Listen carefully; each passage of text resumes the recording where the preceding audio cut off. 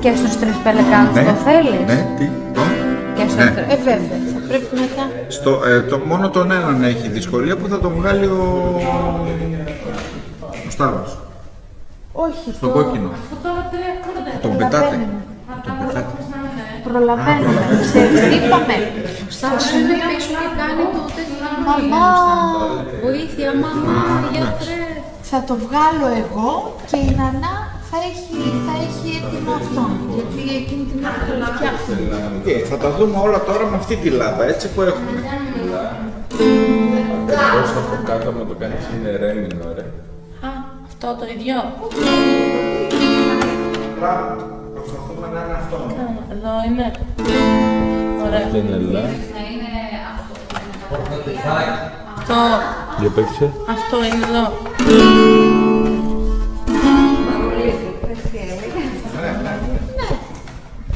Η έξυπνη λάμπα. Ναι, άμα τα βάλεις σε ένα κουτάκι, μια χαρά θα είναι. Απλά θα ακούγεται πάντα ένα κλικ. Και μετά κλικ. Θα κάνω... Κοίτα, για την ελιά πάνω εκείνη για να την τιμάρω. Ναι, εννοείται. Εκείνη κρατιέται, δεν αλλάζει Ωραία. κάτι γι' αυτό. Αν όμως είναι η ίδια, δεν γίνεται να είναι σε αυτό. Όχι, όχι, είπαμε. Καλά, εγώ τώρα το είπα για την πρόβα, αλλά... Τηλεμάρκετ. Ναι, θα βρω Εντάξει. ναι. Για την πρόβα θα φέρω... Αυτό κάνω. Αυτό. Ωραία. Αλλά εγώ Οπότε την πρώτη φορά θα τα βάλεις εσύ.